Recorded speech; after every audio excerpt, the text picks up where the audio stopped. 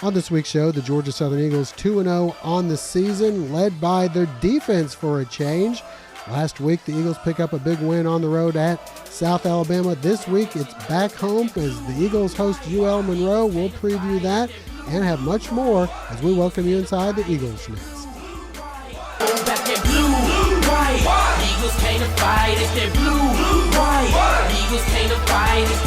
And welcome inside the Eagles Nest. I'm your host, Josh Aubrey, being joined by Mike Anthony, Georgia Southern beat writer and sports editor for the Statesboro Herald. And Mike, Georgia Southern coming off a big victory, their first road win of the season, their first Sun Belt win of the season. The defense is setting records around the country as being one of the only schools who have not allowed a touchdown in the first two games of the season. Yet, there's still not everyone happy about the victory. I guess you're never going to please everybody. The offense did score 24. They maybe could have left a few points there on the scoreboard. But overall, your assessment of last week's victory on the road at South Alabama? Well, as far as the complaints go, I guess I would call it nitpicking if it wasn't for the fact that the Georgia Southern coaching staff also in agreement with some of the complaints, mainly too many penalties, just some missed opportunities, penalties leading to bad field position, taking them out of scoring opportunities. And with the Georgia Southern offense, they're used to putting points up on the board. They're still running the ball well. I think that the one thing that's really standing out, or maybe that people just aren't realizing that the missing key is those big plays. There haven't been any 70 or 80-yard runs that I guess Georgia Southern fans are just spoiled in the fact that there usually isn't a two-game stretch where you don't see one of those. Even back to Savannah State, it was a dominant effort, but none of those highlight reel plays. I think that might be wearing on in the back of some people's minds. But again, two victories, a victory on the road in conference play. Always good to get that first one out of the way. And since nobody else in the Sun Belt played last week, that puts Georgia Southern firmly in the driver's seat.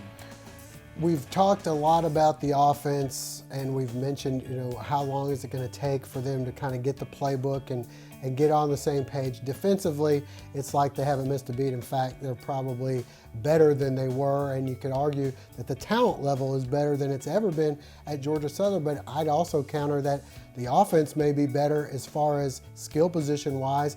I don't know that we've ever really had five guys that in any night or day could go over 100 yards. You've got Matt Breida, L.A. Ransby, Wesley Fields, Fabian Upshaw, and Kevin Ellison, all of which, or none of which you'd be surprised to see go over 100 yards. And I think that might be some of the frustration because there's only been one guy. There's only one football that people can use to get those yards. And that is part of the equation. Is there enough footballs or basketballs is usually the analogy people use to go around. But that being said, there's really only been one guy in each of the two games that have gone over 100 yards when there's been times where we've seen two or three guys that have done that. Well, and you mentioned the guys who can get it done on the ground. Let's not forget about the new aerial attack for Georgia Southern. They stressed it throughout the postseason or the offseason. We've heard that before and not seen it come to fruition when it was time to actually play the games. Not so much this year.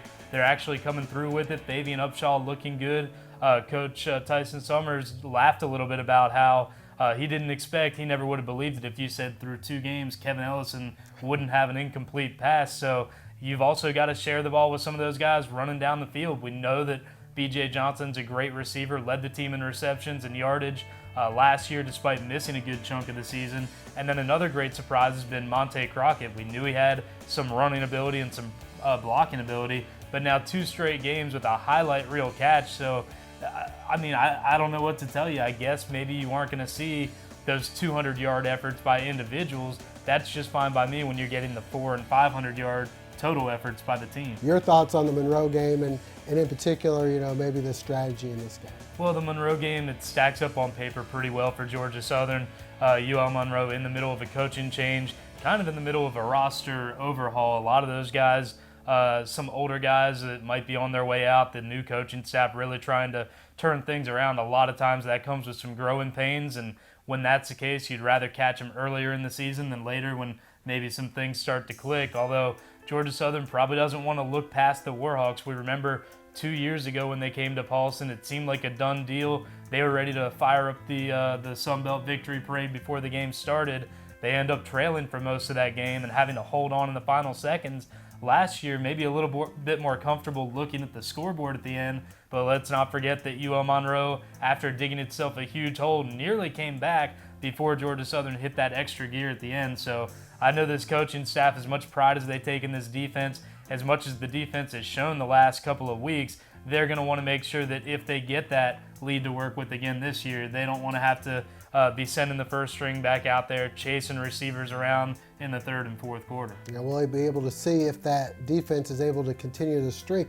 It could happen. I mean, Monroe's not exactly a high-powered offense. We had a chance to talk with head coach Tyson Summers and some of the players about the Eagles returning home to Paulson Stadium to take on Monroe.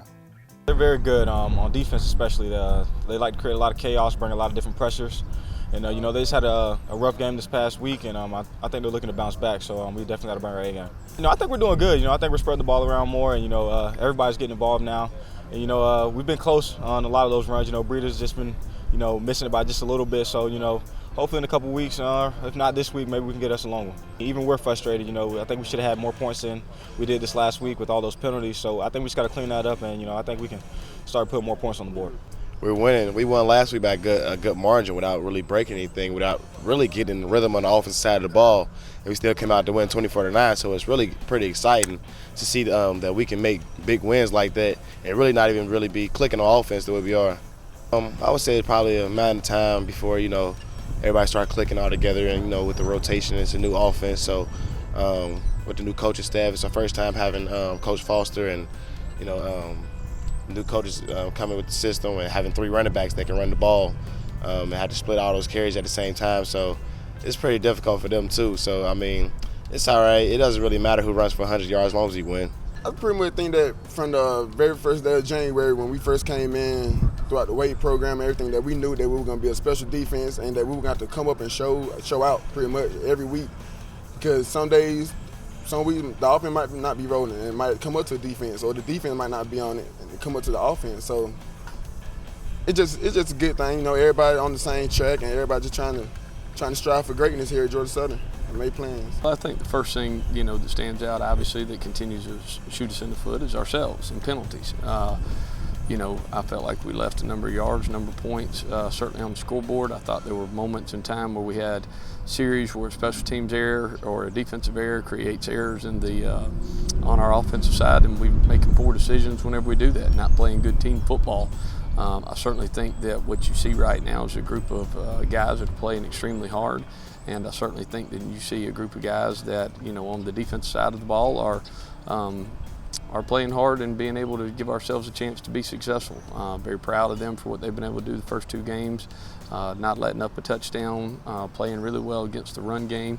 Still really excited about what our offense is being able to do to this point in time. Again, if we can cut out the penalties and all the things that are happening in the pre-snap piece of it, those are the things that really bother me. But offensively, for us to be one of the top teams in the nation right now in rushing, one of the top teams in the nation in passing efficiency, then we've been able to do what we needed to do, and being able to eat up clock. A lot's been made this past week over the way the defense has played the first 2 weeks, but the truth of the matter is we ain't played a whole lot of snaps on defense either, and that's a credit to our offense. Our offense is being able to help our defense, and I certainly think that from a special team standpoint, you continue to see our specialists minus, really 1 PAT in the Savannah State game. I think they've played well. And for us to be able to continue to do what we're able to do on special teams and continue to get better each week, and I thought there was a vast improvement in that phase from week 1 to week 2. Well, I think the Sun Belt, obviously, in our league has been able to prove itself the last 2 weeks and what kind of league that we are, and certainly one to be reckoned with. Is one of the top in the group of 5.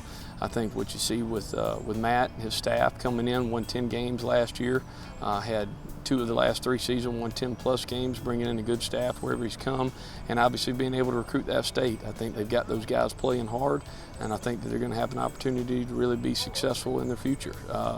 there at Louisiana Monroe, and I think he's a good fit there. So as we continue to go, it will be the same thing that I've said to our team since day one. We got 12 one-game seasons. We need to worry about Louisiana Monroe, and we need to worry about ourselves. If we can improve what we're doing from a penalty standpoint, improve our execution, and continue to play hard, then we'll have a chance to be successful. If we don't, we continue to shoot ourselves in the foot, so we're going to make it hard on ourselves. All right, Mike, now it's time to put on your, get your crystal ball out rather, take a look into the future, and where do you see this game coming out, Georgia Southern and Monroe? Well, I think that the defense continues to shine, just not enough firepower on the UL Monroe side to really test this Georgia Southern defense, mainly because that secondary that everybody wondered about, well, they finally got their first test. South Alabama, maybe not elite, but definitely with a good, tough quarterback who makes good plays, some talented receivers to get the ball to. Georgia Southern lit up a couple of big plays, gave up a couple of third down conversions, but they held firm whenever their backs started getting a little too close to that goal line. I think that they have a little bit easier time against UL Monroe, especially playing in what should be, weather permitting, a very good crowd at Paulson Stadium. They ride that momentum to keep that streak going. I'm going way out on a limb. I say that they go 4 more quarters, no more touchdowns. The offense picks up a few of those points that it left on the field in Mobile. I like Georgia Southern 38-6. Very close to the score I was going to predict, and I think 31-7. But you know what I'm going to say? The 7 is going to come off of a turnover by the offense, so the defensive streak will continue in that one. Well, Mike, before we go, give us an update. We have not only soccer, men's and women's, and volleyball, but we also have golf, and the women's golf team did something they'd never done before. Yeah, fall sports now officially in high gear.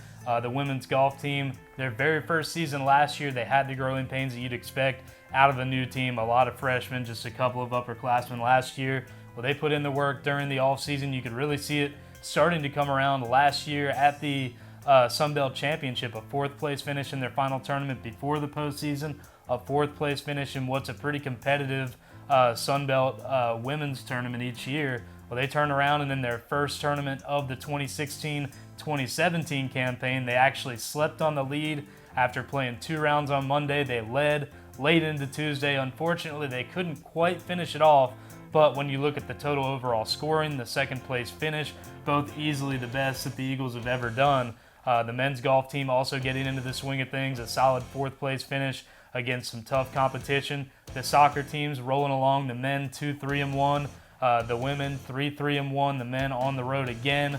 The ladies also on the road. They'll be opening up Sun Belt play though, so things getting a little bit more intense for them. And then as for volleyball, just got done hosting their 2nd consecutive home tournament, a 2-2 finish, including a win over a pretty good ACC team in Wake Forest. So a good showing there for the volleyball Eagles. Now they'll go on the road for one more tournament, going out to Alabama before they kick off Sun Belt play. All right, well, that'll wrap things up for now. For Mike Anthony, I'm Josh Aubrey. Thanks for joining us. Hope to see you again next week.